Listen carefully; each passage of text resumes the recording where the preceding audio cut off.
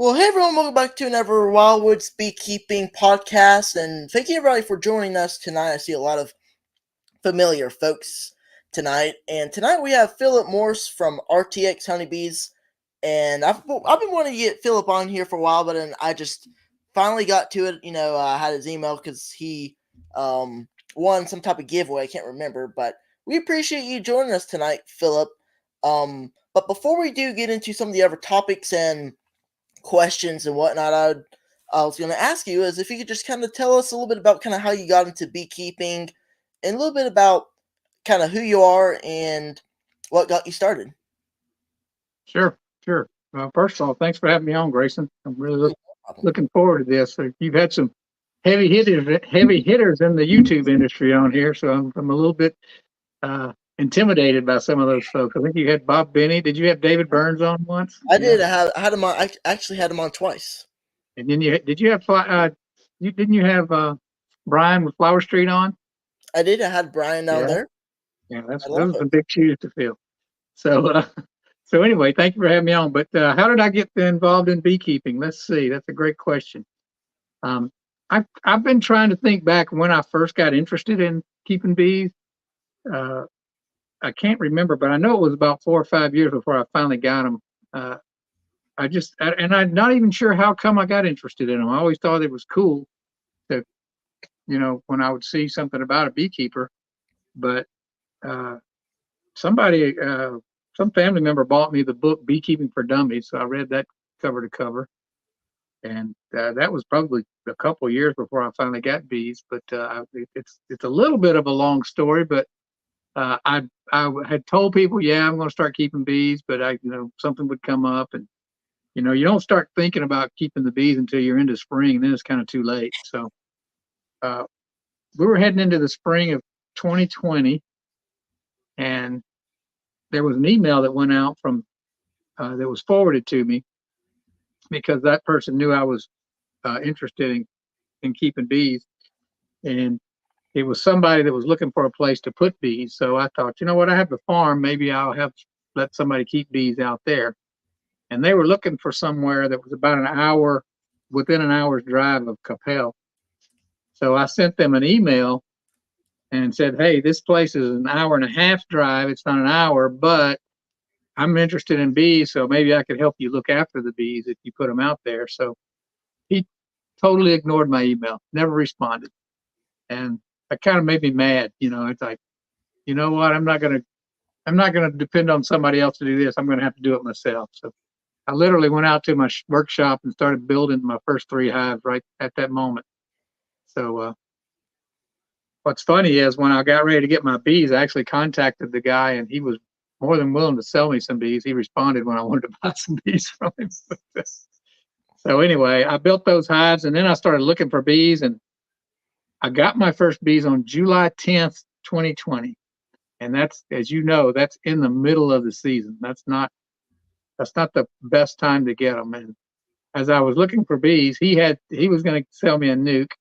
And then I looked up on Craigslist, and a guy was selling 2 full-size hives in a couple of towns over. And it was a really good deal. So I went over and I made a deal with him, through email. But then when I went over there, I took some extra money. He sold me 2 full-size colonies. He was trying to get out of beekeeping for $500, $250 a piece. That was equipment and everything. And then he was also selling off all of his other equipment. So I went over there and I spent another $200 on the equipment I thought I needed, a couple of bee jackets. I can't remember what all else, but so then he said, well, he said, I hadn't really thought about it, but let me just make you an offer to buy any and all of this stuff. So he sent me this long spreadsheet. He did put a lot of work into it. He put the retail price of the item, and then he put what he wanted, which was 50% of the retail. And I'm reading through this long list of all this stuff that he had. And when I got to I was like, yeah, I want that. I don't want that. I want that. I want that. But when I got to the bottom, there was about $1,000 worth of stuff there, or at least that's what he would have been if he, had probably a couple of $1,000 worth of stuff. And at the bottom, he said, if you'll take all of it, I'll sell it all to you for $300. I was like, okay, done. I'm buying it. So I ended up buying all of his stuff and his bees for $1,000. So, and I was off and running from that point. Oh, yeah, definitely. That's a good story. And, I've always, I've talked about, bees for a while on this channel, and, started bees, what was it, a couple years before you did, like 2017, 18. I believe it was kind of in the middle. Like maybe it could have been during the summertime, maybe even a little earlier, in 2017, somewhere around there. And, ever since, got into bees, I just stick with it. And, it's just unbelievable what it does to you. And, it's just, to me, it's just, you can't explain it. I've always mentioned that in my live streams. Just can't explain it. Yeah, I remember reading that book, Beekeeping for Dummies, and it said in there you could expect between 15 and 30 pounds per colony as a hobby beekeeper. That's what it said, and which is about right for me. But I thought that was all the honey in the world. I didn't think. To me, that was amazing that you could get that much off a colony. Now I realize, watching other beekeepers, they can get a lot more than that. But that, to me, that was, everything about beekeeping as I was learning it, I was amazed. I was hooked from the. I think I was hooked even before I opened my first colony, to be honest with you. Oh, One of those definitely. two colonies that I bought was really mean. Matter of fact, when I went to pick up the bees, the guy said, full disclosure, one of those colonies had just sent him to the hospital a week earlier. So when I got them home and started looking through them, I found out which one it was. I ended up moved them out into the country. I ended up euthanizing those bees. I kind of wish I hadn't now. I kind of wish I'd worked a little harder and replaced the queen, but because that's a hard thing to do, is to euthanize bees. But they were no fun to work. They were so mean. Yeah, But definitely. Oh, I do want to ask you, a quick question slash topic that that's kind of big right now, and is I just kind of want to ask you, kind of what is your plan for going into winter? Since what are some final things you're doing now, and what are you going to be trying to do going into winter to keep your bees strong and healthy? yeah, it's really not. I don't know if it's so much of a plan, but I'm going to try to feed the bees, of course, and make sure they're heavy. But I'm not up against it like a lot of the northern beekeepers. I think I can feed well into December here. I don't think there's any real rush. So it's more of a matter of keeping them alive long enough to feed them, I guess. Uh, not letting them get critical, but I don't worry about having to be out of them by the 1st of November. I mean, I think there's a lot of northern beekeepers, if they hadn't gotten them up to weight now, they might be in trouble. Yeah. But mainly, I also want to make sure they've got pretty low mite loads. You know, treat them, and I don't test traditionally like most people do. I use all screen bottom boards. So what I'll do is periodically I'll go and hit them with a dose of oxalic acid vapor, and I'll put the little counting board under the screen, and then I'll pull that out and count the mites like 24 hours later. And Yeah. I usually, my regimen is different because I have bees here in Capel, which I can get to any day.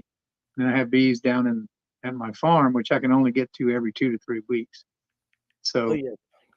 down there, I kind of hit them with oxalate almost every time I get a chance, because I know that a lot of them are escaping and getting under the cappings between treatments.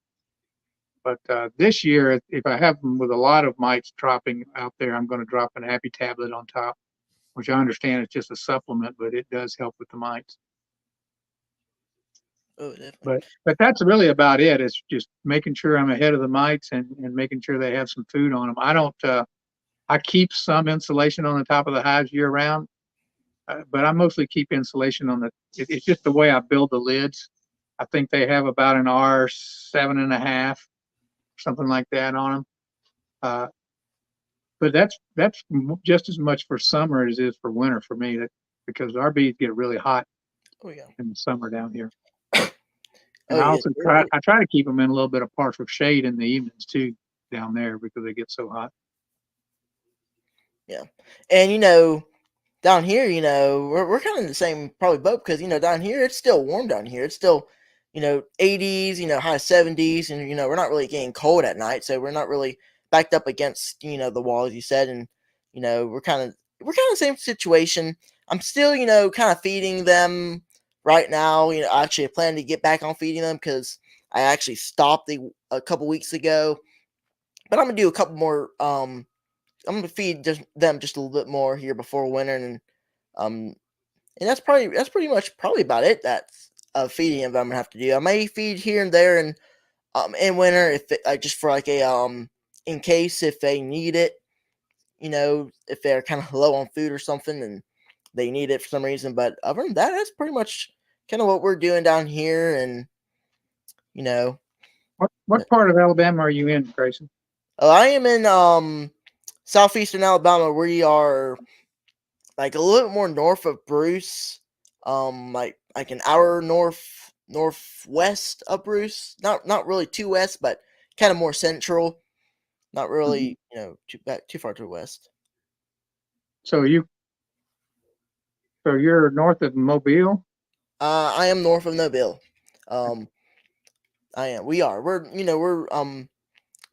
maybe I can't really say exactly how far, but we're pretty far. Good bit north. We're kind of in the middle. Central. Okay, you get some cool weather probably We there. do. We Probably very will. similar. Probably very similar to mine. As far as We you will. probably have more humidity than I do, but We do. We have a temperatures good are bit of probably humidity. similar. Oh yeah, we do have a good bit of humidity, and it usually in winter it isn't too harsh down here, but we the past two winters we've had down here you know we've had one big cold snap where it got down to like um into the teens or something like that at night, and the highs it only got up to like the low 40s, maybe some of the very high 30s. That's the there's like one time where it happens in winter. I don't know if it's gonna happen this year. It probably will, but the last two winters it's happened, and I just had to make sure the bees had enough food since it got much more colder. And Hmm. Hmm. we do have a question here, actually two. One from Russell Koopman, and he asked, Oh, cool.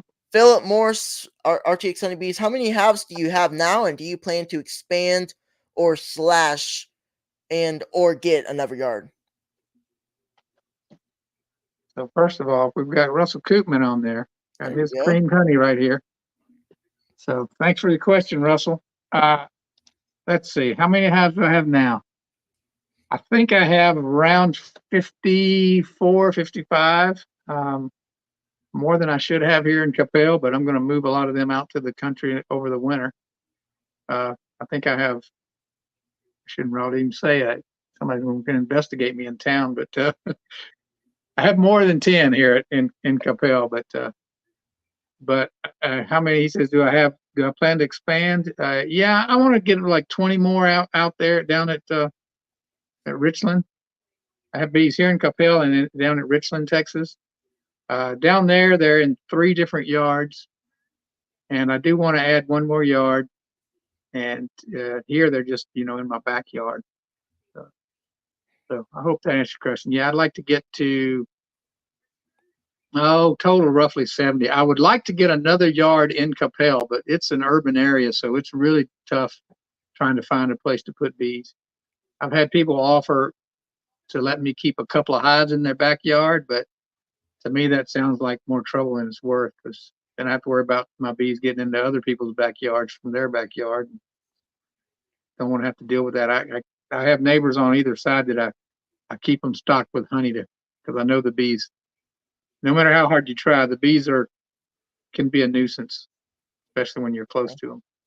Definitely. Tim and Hannah from Gunline Bees, they ask, Philip, can you speak on what it's like being a champion in the honey tasting? I'll tell you what, Grayson, I've been waiting for someone to ask me that question since I won the championship. But yeah, I'd like to say I didn't expect it, but I kind of did. I'm just kidding. I didn't expect it at all. But it's been a lot of fun. They've given me a nickname, Honey King, over there at Gunline Bees. So or somebody gave it to me. I can't remember. I actually think it was Todd at Loma Vista Bees. So Yeah. I think I did see that when they did yeah. that honey tasting. Did you enter that? I didn't send any honey. I just I appreciate you giving me a path to victory, but Grayson, if you sent yours, I probably wouldn't have won. I don't know. I saw it, and I just kind of kept up with it, but I never got time to send any honey that I wanted to try. Maybe next time they do one, I'll send some honey in, because I think that was a little after. Actually, I think that was actually the time where I didn't have any honey. I just had some honey bottled. I actually had some honey in some buckets, because I actually let it sit for like almost 2 months before we got time to harvest it. We finally were able to get it harvested not too long ago, and was able to get some bottles of honey. So next time we'll probably try to send some in and try something like that. That would probably be pretty fun. Try to get me. Yeah, now Russell didn't ask it, but yeah, my main goal next year is to catch one more swarm than Joey Ross. That's my main goal. Yeah, so, definitely. I think you might be able to get that. I don't know. Joey catches a lot of them. Definitely. Swarm catching is pretty fun. You asked me, before the live stream, before we got started, how many swarms I caught, and I caught a good a couple of them. Actually, the main swarms that I was able to catch were my own. I had like two of them that swarmed on me this season, like that went into a tree, and one of them actually was in the tree for like 2 weeks or something like that, and I eventually looked up into the tree and they were gone. I was like, oh well, I knew they were gonna be gone because it was way too high for me to reach. And then a couple days after, I was kind of out on the BR, just kind of checking out some things, and I was opening this one colony, and I had this lid that was kind of leaned up against to it. So I was trying to get the lid, and the lid fell, and then here's all these bees under this whole colony, also connected to this lid under a colony that had bees in it. And then I figured that was actually the colony that was up in that tree. It decided to go under my other colony, so it's kind of like an open air colony, because it did have some comb. They were kind of starting some comb, so I was able to get that swarm. And then another one that actually was a little bit lower, I actually had like to cut the limb to actually be able to reach it. But we do have a question from Russell, and he says, Okay. Philip Morris, how many swarm traps are you going to set next year? Well, that's a great question. I don't know if I should give that trade secret away, but I'll go ahead and share that with your audience here. Just so this year and the last couple of years, I've had 3 swarm traps set in Capel area. One at my mother-in-law's house, and another one at the neighbor just down the street, and then one not too far away at a friend's house. He's actually an Alabama fan, like you are, Grayson. That's right. So, and then down in the country, I have about 10 set up, because there's a lot more. I have a lot more property there. But next year, I think I might set as 15 or 20. I own about 20 swarm traps, so I have enough that I can, take some down and set some more up, not too, without having to, take the bees out immediately. So, Yeah, that's one of the things I do is I make swarm traps that you can go ahead and put your frames in there, so you don't have to worry about getting to them too quick. So if if you if you if you have it's basically two 4-frame newts stacked on top of each other. So I usually put frames in the top and not in the bottom. I give them that open space, but if I feel like I'm not going to get to them real quick, I'll just open them up and put 4 frames in the bottom and the top, and then the bees can just build out in the swarm trap for a while until I get a chance to move them where I want. So how many am I going to set? Let's just say what I've said 13. So let's just say 20. That'll be a good number. Yeah, definitely. Like I said, as long as I get enough to beat Joey by one, I'm happy. Yeah, I think we tied this year. not I really. cheated. I cheated a little bit. I counted one that I caught in a in a water meter, because Get you. with my contest with Joey, it doesn't count if you catch him out of a tree. You got to get him to go into your own box. Oh, I get So you. I told Joey I owned that water meter, so that was my box. So that's what got me to the tie with him. I get you. And like I said before, I did set some out. Some swarm traps too. I was gonna try to play around with it and just see if I could maybe catch one, or two, because I set out two, and there was nothing, like no bees around it, no bees going in it. So I had no luck getting any. But I set them out just to try them out. I might try to set some more next year, see if I can, you know, see if I can try to catch one or two, because they're set out like not too far away from our regular bee yard. But I was gonna see if maybe some wild bees that might be in a tree somewhere in that area might swarm, and I might be lucky to get one. I did put some swarm lure in there too, as well, to try to get um the bees to get lured to it. But I guess that might work. I think that in my opinion, now I'm no expert, but I think I caught 17 this year. And I think uh, 14 last year, and then I think 18 the year before that. But I uh, I think the key is getting some kind of bee smell in there. The lure is good, but the lure doesn't do anything except when the bees are flying around, they smell that lure in the air and they go check it out. Once they check it out, it's what they find, I think, that makes them come back. So if you can melt some wax and rub it on the inside of your box, also take an old brood comb and stick in there. Make sure there's a good bit of space, so that the space that's recommended by Tom Seeley was about the same as a 10-frame box. Mine's about the same as an 8-frame box total. Um, I don't worry about mounting mine up too high in a tree because I don't want to climb ladders to take down a box of angry bees. So I mount mine about eye level. Um, and I think getting them a little bit away from your colonies helps more. Yeah, I've caught some that are pretty close to mine, but I catch a lot of mine that are, you know, an eighth of a mile, quarter of a mile, you know. So, and putting them on like a fence row or something like that tends to really help too. oh, yeah. But That's some good stuff right there. I'll try that out next year with the wax on the side there. I did put some drawn comb in there, some brood comb in there, to try to I actually had some on hand, at that time, so I was able to put some of that comb in there, some drawn comb, to hopefully get them to come back and check it out. So next year I'll set some out. I might try to put some wax on the side, as you said, and um oh, another thing I do is I put a little propolis in the bottom of the swarm trap, and then I take a heat gun and melt it so it sticks in there good, and that gives some good bee smell. oh yeah, I do have a But lot of propolis I probably can take from the bees and use for that. Uh, but we do have a lot of folks in here. We have another question real quick, but I see Ian down here from a Canadian's Beekeepers blog. So good to see you, Ian. Thank you for checking in.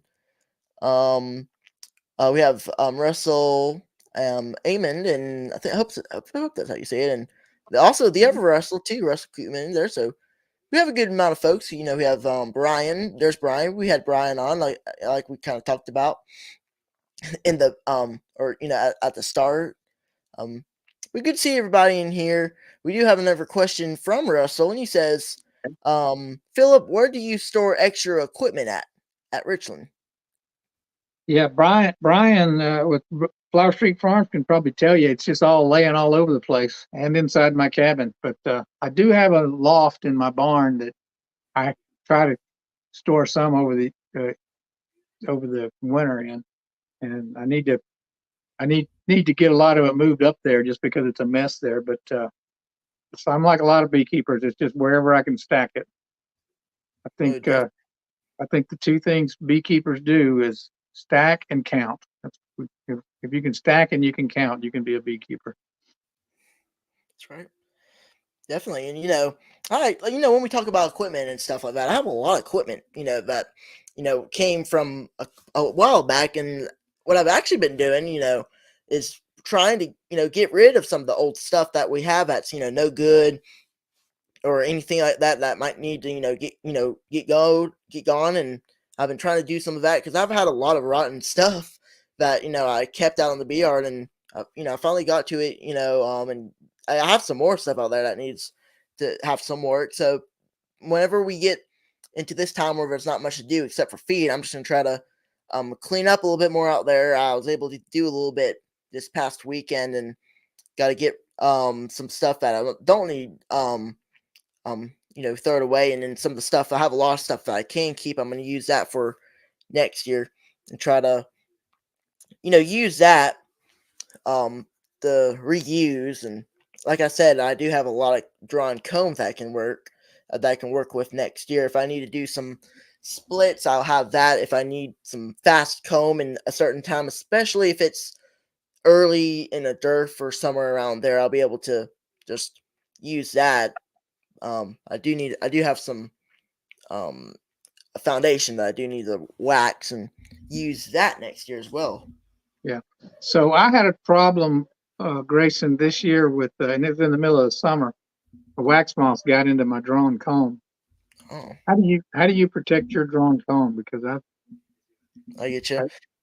I I've seen some wax moths this year, and I gotta be honest. I don't think I really do a good job at protecting it. I've just been leaving it out, but I really been thinking about trying to get a way to protect it. And I know there's some different stuff out there, like that I actually saw a video. I actually watched it a while back. Bruce, he's putting these like I don't know what it is. I can't remember the name. It's some type of thing that you put in the boxes that kind of deters I think it's paramoth that Paramount. breed. Yeah, that's what I use. I use I think Paramount myself. that's right. I think that I think I watched the video. I might at some point try to get some of that, but I don't. I haven't really done a good job. I've had a little problem here and there, but it actually hasn't been really bad. I haven't really had too many wax moths, which I'm glad of. But I might just. It's not. Might not be anything that I'm doing. It might just be luck. But I hope not Yeah, seeing. yeah, I use Paramount, but it was my fault. I didn't keep it on there. When it evaporates, you need to sort of have a Yeah. way to re-put it in there. So uh, it was my fault that I lost it. That Paramount works pretty good when you use it Oh properly. yeah. You have to in the summer. You have to In the winter. Once it gets cold, you get your first freeze. You don't have to worry about wax moths again until spring. But until then, you really do have to protect it. Oh, But definitely. And wax moth hasn't been too bad, but this year, we haven't had too bad of a beetle problem either. I recently did open a colony. I did see some beetles in there as well, so I do want to get rid of those before we do get into winter. So I'll probably put some type of trap in there to try to get rid of them. But we haven't had as bad of a beetle problem as we did last year, thankfully. Because last year I'm guessing that you probably experienced the same. I've mentioned it multiple times. We just had a bad year last year, and we had a cold snap, and that kind of killed everything off. So we had a bad beetle problem, especially in the turf, and made a lot of my colonies abscond, and I couldn't really do anything about it. really, wow. Yeah, I've never had them quite that bad, but Yeah. I've gotten more as the year's gone on this year. But one thing I noticed, I've been experimenting with using that Reflectex for an inner cover. That it's like that silver stuff that I think Ian uses, and several people use it.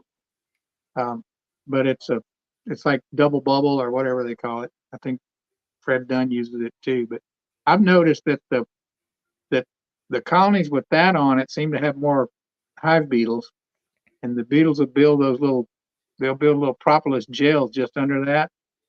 And when you open, a lot of times when you open it up, if you use an inner cover, a lot of times you open the cover and they're running around on top of the inner cover, and the bees are chasing them, so you can kind of squish them. Yeah. But with that Reflectex, when I peel that back, I see like 20 or 30 beetles, and the first thing they do is just dive down in the colony. I don't have a chance to kill them. So, Yeah. I have uh, that same problem too. It happens to me all the time. You know, so yeah. Well, we do have a couple questions here. I see Lisa in here. Thank you, Lisa, for checking in. Good to see you. It's been a while. Um, Tim Sanders. Good to see you. Nice to see you again, Grayson. Hope everything is okay. Everything's been good. It's just I haven't been able to get a guest on for a while. I've been trying to schedule guests here, and I was able to get Philip on here. So, I do have some other guests planned for hopefully this month and try to get back to a weekly schedule. It's just been kind of busy a little bit here and there. But I was able to kind of get upload some videos. I actually uploaded one yesterday and a couple days ago as well. So I was able to kind of do that as well. And kind of going back to small hot beetle, Russell asked, have you ever lost a colony to the beetles? no, the closest I've come, Russell, is I had cut some bees out of a birdhouse once, and the bees absconded, and I knew they absconded, and I knew there was brood left behind, but I didn't get around to cleaning them out for about a week. And when I finally did get around to clean them out, the beetles had slimed it, and it was full of small hive beetle larvae in the bottom. It was a real disgusting situation. But I didn't lose those to the small hive beetles. Those the bees that already had left. I know at least a week before that happened, and there weren't any. They were pretty. Within what I've noticed that if you leave any honey unprotected, it takes about 3 days, maybe 4 days before you start to see small hive beetle larvae crawling around it. Yeah. And we have to really be careful here when I harvest honey that we get it dried out and out of the combs within that time period, or you're going to lose a lot of it to small hive beetles. Yeah.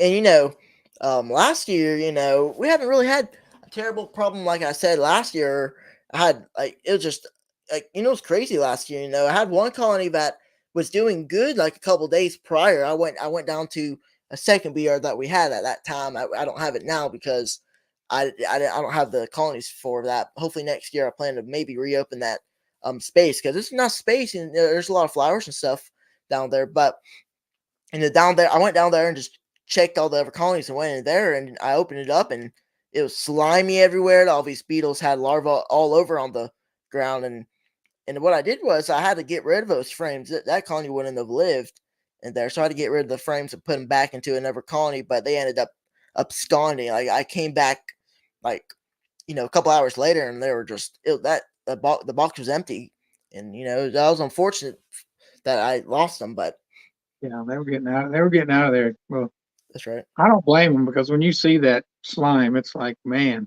who would want to? And the smell is bad too. Oh, it is. Smell is terrible with those. It is. Yeah. You have Yeah, any more questions there? I see a couple we rolling do. across. We do. We have a couple. Yeah, Philip, tell us about your involvement with the Boy Scouts. Okay, I'm what's known as a recovering scoutmaster. Um, I I have two sons that are both Eagle Scouts, but they're they've grown up. One's 23 and the other is 20. But I'm still involved with them. Uh, Matter of fact, I'll be there tomorrow night. Most of what I do with them now is some Scoutmaster conferences and merit badges. I don't camp as much as I used to, but I when I was a Scoutmaster, I camped about 9 or 10 times a year. So it's a really great program for young boys and for young girls. Matter of fact, they've had a name change now. They call them Scouts BSA, and in January they're going to be called Scouts of America. They're changing to that name. So Malaysia. Let's see. We have Gunline Bees. There's Tim, and this says Philip. Have the Texas Deeps been a good choice for beekeeping, in your opinion? so far, yes. I probably should explain a little bit for people that don't know what that is. But uh, when I started beekeeping, I had chosen to use one deep brood box and one medium brood box. A lot of people commonly refer to that as a 1.5. But I didn't really like having the possibility of the queen being in, two different boxes. So I just had this idea that, since I build my own equipment anyway, why don't I just build one frame that's the same size as a deep and a medium? And so then I started, as I did that, I had started a YouTube channel recently, and I was like, well, I'm going to show people this. So I started researching, non-standard frames. And then I ran across from that a couple of people were already doing what I thought about. One of them was Jim with Vino Farms. He has that, what's he called, the bee barn. And what's funny is I had already seen Jim's video about the bee barn, but it didn't apply to me. So I'd kind of fast forwarded through it, just catch little bits, and I missed the part on his frames. And I went back and rewatched that video, and his reasoning for using that size frame was almost identical to my reasoning for it. There's somebody else, Jimmy's Neighborhood Bees. He calls his an XL. And I think he got his idea from Jim at Vino Farms as well. But he puts, I just use a starter strip on the top of mine, but I call mine the Texas Deep, which is the question. But anyway, back to the question. Uh, they have been a good choice because they do solve the problem of me having the possibility of the brood and the queen in two boxes. It's a little more forgiving. Uh, I'm switching right now to single deep brood management, or as Charlie says, single deep brood management. So you have that larger area for your brood, and I have 7 colonies out in Richland and 2 here, and I have not had to feed any of those Texas Deeps because they're putting that honey up above the brood nest, kind of naturally, and you get a really nice round, almost like basketball sized brood nest. Whereas in a deep you get that kind of football shape, but in those Texas Deep it's almost like a perfect circle. So yeah, I've been really happy with them. You probably do give up a little bit of honey production because you're giving the bees a lot more opportunity, but I don't think you're giving up any more than people that run 1.5s or double deeps, unless they come back and shake the bees down and harvest that honey. Uh, but yeah, I enjoy it so far. And next year I'm going to try to make some splits off of them. That should be interesting because Yeah, you have to have the deeper box. But if you could figure out a way to source the frames, anybody could try it because you literally can take a deep box, a medium box, and stack it on top of a deep box and just go with it that way. yeah. You know, I've heard of those bee barns before. I actually watched videos. People showcasing them, and they're pretty cool too. And right now, I just I run standard singles. I actually used to do like singles and a deep and a super, and I like that too.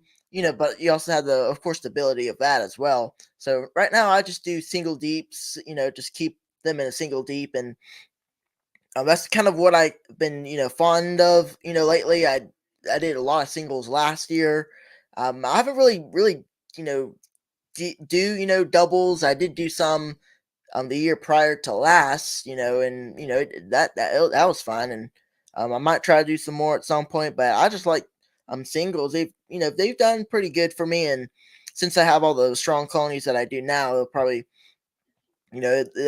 be able to get through winter and that, and I just kind of put some sugar, like a sugar brick type thing on top, and just let them eat that, and just in case if they run out of any sugar water. But yeah, I do singles, but I have heard a lot about bee barns and all those other types of hives that you can Yeah. use. And Yeah, the bug farmer, he does Bug a bee farmer. farm. That's where I found Yeah, it from. and but he's about to not do them anymore. I saw in his last video he's going more sideliner, so he's trying to standardize all of his equipment. But the thing that I found puzzling about the bug farmer system, a couple of things. One is he was running heaters on top, which is just an experiment. I understand that, but he also had them super insulated, like Jim at Vino Farms, and then but he lives in pretty deep South Georgia, I think. So Uh, I don't think he really needs all that insulation on the side of his colonies. I know I don't, oh yeah, you but know, but I've seen people experimenting with those type of, I guess you call them heaters or whatever, and I don't need, or insulation. I don't even bother with insulation down here. I know some, maybe some parts of Georgia, but I wouldn't think over there you would need insulation because I don't use it down here. I find it useless because we only have a yeah, couple times where it's really really cold that it might be useful, but even then I don't use it. But I think it's fairly valid. Have a little bit extra over the top just to make yeah, sure that condensation happens on the sidewalls rather than over the top of the bees. But beyond that, I agree with you that that it's really not a whole lot of benefit to having a lot of insulation, unless and now I don't I say that, but these hives that polystyrene or the apamaze or what's the new one, the panels, the nails, something like that. Uh, I think the bees probably do better overall in those fully insulated hives just because they don't have, and that's for cold and for heat, because they don't have to work as hard to maintain their temperature. So yeah, I think those are valid for certain people. I'm just, you know, a little bit bigger than I can be to afford those expensive yeah. systems. Oh yeah, oh, yeah. I try to keep all my equipment stuff, all of what I do kind of simple, not too expensive, things that I can, that's usable down here.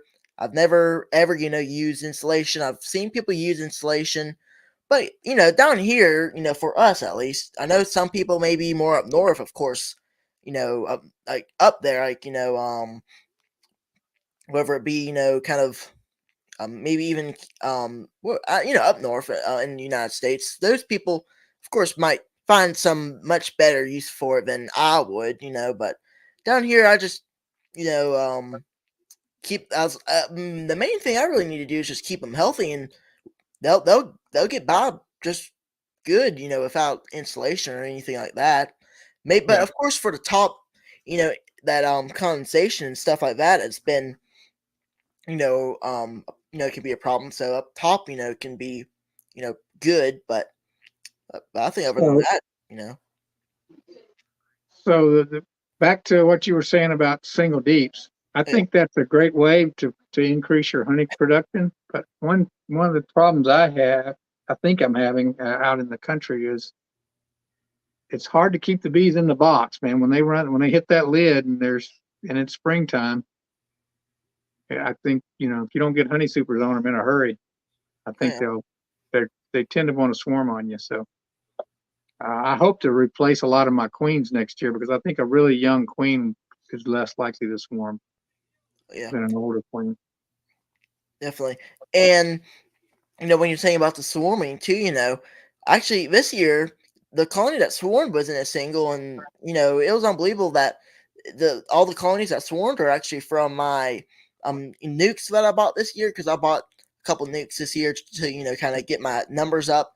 Those nukes exploded within like a month or two, and here they are in early June, late May, swarming on me, and I'm having to split them and things. And but the Well, only thing was that a lot of my swarms were late, so that was kind of not really a good thing for that to, for them to do. I had one in July that actually swarmed, and I think one in August as well. So they swarmed on me pretty late. okay, so I have a question for you. Were those nukes that you had bought in the spring?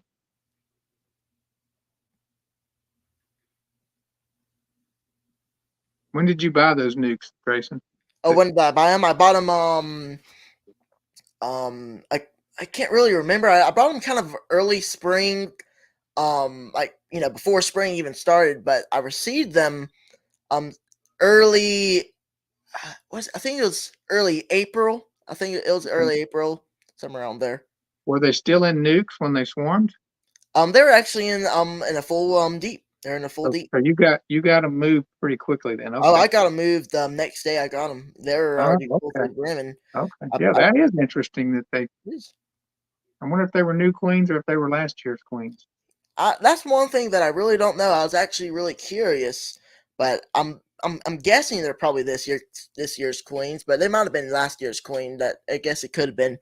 I Mhm. actually didn't ask. I guess I should have asked when I bought them. It'd be pretty interesting. They probably were overwinter queens if I had to guess. But Yeah.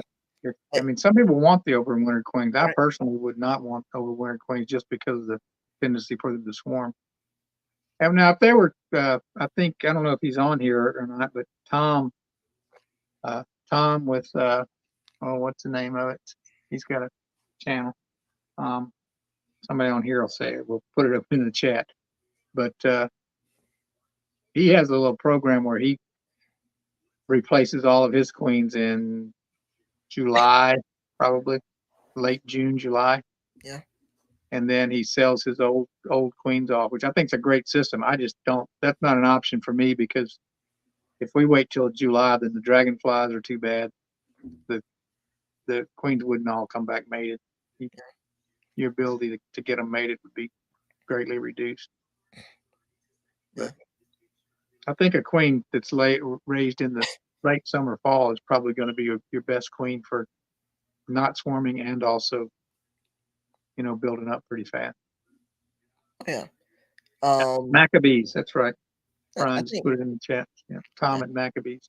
Maccabees. I'm thinking I might be subscribed. I have like a lot of subscriptions, but I recognize that name. I think I am sub to his channel. I just can't I can't really remember because I have like almost 200 subscriptions full of beekeeping channels. So like there's a time where a beekeeper will upload a video. Like I mean I'll be like I can't remember you know, I'll be to myself. I can't remember me subscribing to this channel or anything. Sometimes that happens because I have so many subscriptions. But I'll try to watch a lot of beekeepers, videos. Whenever I have time to catch up and do that because it's pretty interesting to see everybody's input and stuff of what they're kind of trying to do, and especially this time of year. Yeah, I've been watching your channel probably since I started my channel. It's Really, going on like 3 years or so. Is how it long has it was. been? Nice. Yeah, yeah. And I mean, you've grown in physically and in your beekeeping skills and Yeah. and your presentation skills. I want to tell you that your opening is really cool for your videos. Oh, thank you, thank Yeah, you. that's I did really have cool. to. I edited that all up and try to get it, somewhat good. So then, it'd be somewhat professional for these live streams, and Mhm. I'm happy with it. I actually, right when I started the intro, it really wasn't the best or anything, but like a couple months later, I decided to make a new one, and I stuck with it a while. Mhm. Let's see here. We got Philip. Philip, Brian from Flower Street Farm Bees, and yes, Philip, what's your most popular non-honey item you sell at markets? It would have to be the lip balm. Um, I sell natural lip balm and then some that has peppermint. But I'm starting to wonder if it's popular or if it's too cheap because I sell it for $4 a tube, and I noticed at the Nobby, I think Bob Benny was selling his for $5 a tube. But I just had to go pick something up at the drugstore, and they had the Burt's Bees stand, and they were selling like 4 tube packs for about almost $15. So uh, maybe they're just a good bargain for people. But I sell, I probably sell 4 to 6 of those a market. It's not anywhere close to what the honey sells. Then after that, probably candles. Yeah, I get you. Michael Buck asked a question. He says, "How pricey are the artificial insemination queens, are they as popular as they started out being? Yeah, he must be asking that for somebody else because I've never Is it- bought one. yeah. But Somebody answer that. I have no I'm not idea. even sure what they cost. I think they're $200 or $300 a piece, but Yeah, I I think don't know. I don't know for sure. yeah. Somebody But somebody might be able to answer that. I've never bought any, artificial, insemination coins. I've never really needed to. I've never even, been even near needing to.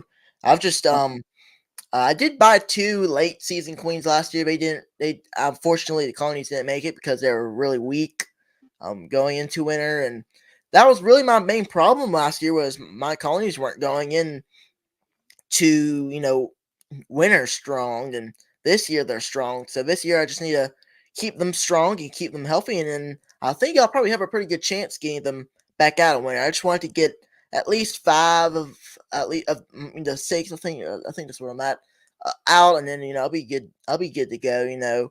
To do some more splits and try to expand a little bit more. yeah, I I've only bought. Of course, I bought the two colonies that I told you about to start, and then probably within a month, I had made a couple of splits off of those, and I bought two queens, two mated queens. One of those the bees killed right away, and the other one I ended up. I'm still breeding off of her daughters, but that's the only bees I've ever bought in the 4 years I guess I've been doing it. But I'm thinking about breaking with that, and I think about buying some queens from Hawaii next spring, really early queens. Yeah. Mainly because I want to be able to offer some nukes to people that are doing backyard beekeeping, and I'm afraid it's too risky with my locally mated queens. Maybe they might be a little too hot for regular backyards. Yeah, definitely. Let's see. I think we have another question here from Matt at Sandy Valley Honey Company. Thank you for checking in, and they ask Philip, enjoyed your fall harvest video. Do the extra wide rims at the bottom of the honey supers had a good function for you? Yeah, that I think he's referring to the little extra piece that I put around the bottom of the supers. Now that it's a little bit of a long story, but I call that it's like a cleat, and I call that the Morse cleat, and I have abandoned that idea, and I'll tell you why. Um, my profession, I'm an architect by profession, so when I started building uh, beehives, I, for the life of me, I couldn't figure out how they kept the water out because it's just a box sitting on top of a box, and I spend most of my sleepless nights trying to figure out how to keep water out of buildings. And so I came up with this little extra piece that I put 1 inch. At first, the first ones I built, I put right at the bottom, but then I quickly found out you couldn't line your boxes up because they're thicker. You couldn't feel, where they lined up. So I raised them up a 1/2 inch. And the idea is that the water, and there's a drip line, uh, there's a little groove cut in the bottom of that rim. So when the water runs down, it won't run back and it drips down. So it doesn't let any water come in between the boxes. Well, that works great. But what I found out was where that extra piece of wood mounts to the side of the box, it swells or shrinks differentially to the box, even though I put caulk on it. And there'll be a little crack there. And then water gets between that shim and the box, and it starts to rot the shim and the box right there together. Some of them don't, but a good number of them do. So, it was one of those better ideas than execution kind of thing. So that's what the purpose of that little extra piece you see on my boxes. But as I build more boxes, you won't see that anymore because I don't want to watch my boxes rot away right there where those two pieces meet. But good question. I was wondering when someone would notice those. Yeah.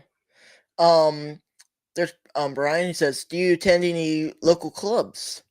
I have not. I've had a group. I've had well, what do you call them? Little groups, like almost like Facebook groups, but just a group of beekeepers in like chats around here that we talk. But I've never been to a bee club meeting. I was raised on YouTube.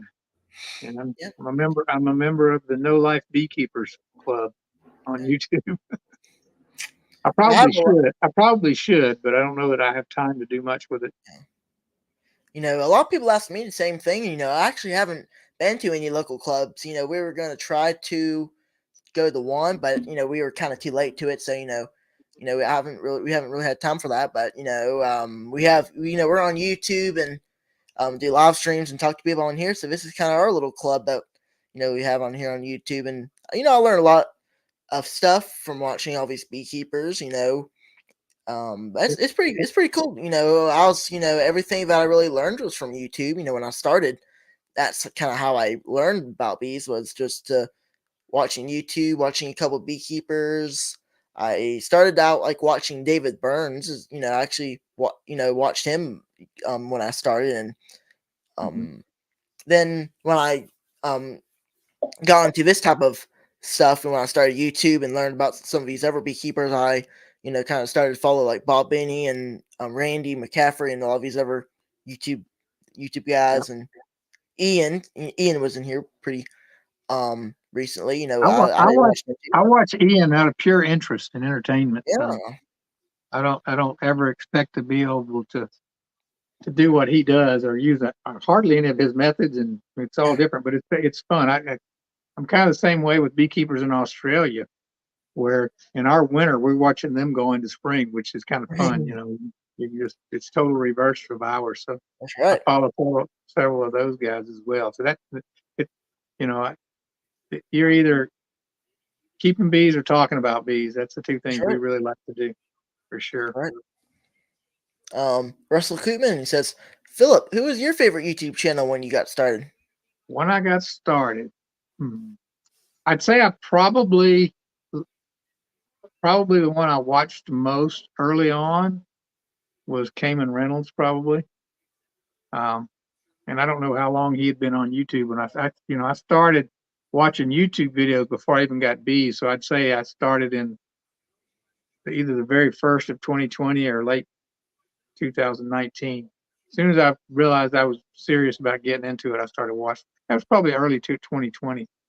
Um, so I really it didn't take long as I got a little bit more of being a I don't even like to say I'm a decent beekeeper, but I got a little more experience.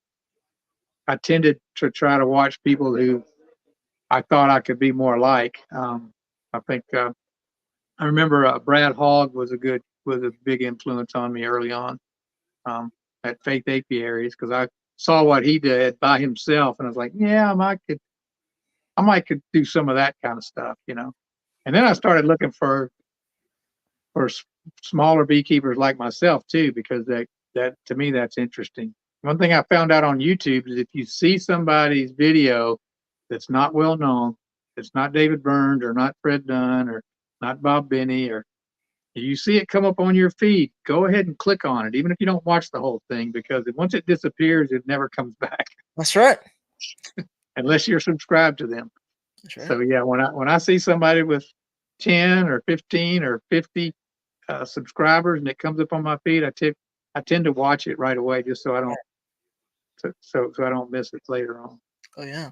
I actually do the same. There's a lot of times where something comes up on my feed, and that's actually how I found a lot of people who are kind of small, and I just subscribed to them because I watched their video, and because I always keep the same mindset whenever I see it on my feed and I swap away, I'm never gonna see it again, so I might as well just go on and click on it and find a lot. I found a lot of new channels, like DC says on there. He says that he found a lot of new beekeepers channels lately, and I kind of have too. I found a lot of new channels and subscribed to them as well. Yeah, what I've noticed is when I find somebody that I find to be pretty interesting, I go down and read the comments, and DC's already found them and Oh, commented dang, almost every time. So probably what's happening is he's probably commenting, and then that's forcing them to my feed. So keep it up, DC. That's right. I bring the same's happened to me too. I click on a video of some other beekeeper and I go to the comments. I'm curious what people are saying, and then I see on the top there's DC. yeah. That's exactly right. Yeah, it happens to I me all the time. think I'm not sure, but I think I found your channel. You might have been on like Bob and Lee's program or something, and they were That's right. drawing you some subscribers onto there, and I think I subscribed in and been watching you ever since. That's right. I remember that. That was a Tuesday night. It was in 2022. I remember that. That was actually my first live stream ever. I had no idea what it was like. I've always thought about live streams and how cool it'd be to do that. And whenever I was able to get that chance, it was pretty fun. So that's kind of where I kind of started. Bob found me and they kind of got me on their program, and that's kind of where I started to, kind of get more people, watching the channel, and that's actually ultimately where I kind of started to do live streams. And if you go back to my Well, first live stream was like 2 years ago or something like that, and I was able to kind of keep it going, and I eventually decided I'd start doing it every week because it was just like a once time thing. I kind of wanted to try it out, and I decided, hey, this would be pretty cool if I kind of started up a weekly live stream and got people on, and I that's kind of what I did. yeah. I wonder how many people that are on. There's 22 people here. I wonder if how many of these people know about your other talent and your other channel. Oh, definitely. I think a lot of people might know my other channel. It's Grayson Guitar. A lot of people don't really know about it. It's just a small channels over here that I don't have a lot of time to upload stuff on. I play a little guitar in free time if I can, and um Yeah, um sometimes, you're underselling yourself, Grayson. I've watched a lot of those, and man, you've got skills on that guitar. yeah, That's thank really you. impressive. I tried learning the guitar myself, but I just didn't have the patience to stick with it. I get It you. takes Actually, whenever I started beekeeping and do bees, I actually tried to do guitar. I couldn't stick with it, and I kind of ended up stopping. But then, like, a couple years later, I decided to get do it again, and I finally figured out how to do it. Right when I started, it was really frustrating to actually figure out all of it, but I was able to finally get that. Do be able to do that and the bees, and that's kind of my two hobbies that I do. I do YouTube, both YouTube channels. I'm I've been trying to focus more on trying to get more videos out on that channel, but it's just been really hard to do. I'm planning on trying to do some more videos at least here soon, and try to do so more videos on here on this channel as well. It's been kind of how do you when you decide you're going to learn a song? What do you do? Do you read music or do you just listen and play by ear? How do you do that? well, I actually do have a. It's actually pretty interesting. I do have an app that kind of shows you the tabs and stuff, and it lets you play along with it. So Okay. it's like notes kind of type. It says like what type of notes you want to play, and kind of um um along with the song. So like it has this like little line like where it kind of keeps going and tells you what time to play this note, and it's pretty cool. It's like, and it does that with the song. So that's kind of how I if I wanted to play a song, that's kind of how I do it. Okay, that's cool. So you're self-taught on the I guitar, am. right? I am. That's cool. That's really good. Yeah. That's interesting. And it's pretty interesting also, on DV's live streams how fast time goes. Here I am starting to live stream, and here we are already at an hour, going Man, through it. So I guess I'll go on and exit out here. I appreciate you joining us, Philip. It was a really fun chat. yeah, thank you. I've enjoyed it. Really Definitely, I have. enjoyed it too, and I actually do have Philip's channel in the description. So if you haven't checked him out, please do check him out. He has a pretty cool channel, and I try to keep up with Philip as much as I can and watch some of his videos when I can. So again, thank you for joining us, and thank you everybody else for watching. And make sure to like Yeah, the live stream, and check Philip's thanks out. for everybody that's in the chat too. I've been some good questions and also just watching what everybody had to say. Yeah, So a lot of yeah, interesting stuff. Well, yeah. thank you all for watching, and we'll catch everybody next time. All right. Good night, everybody.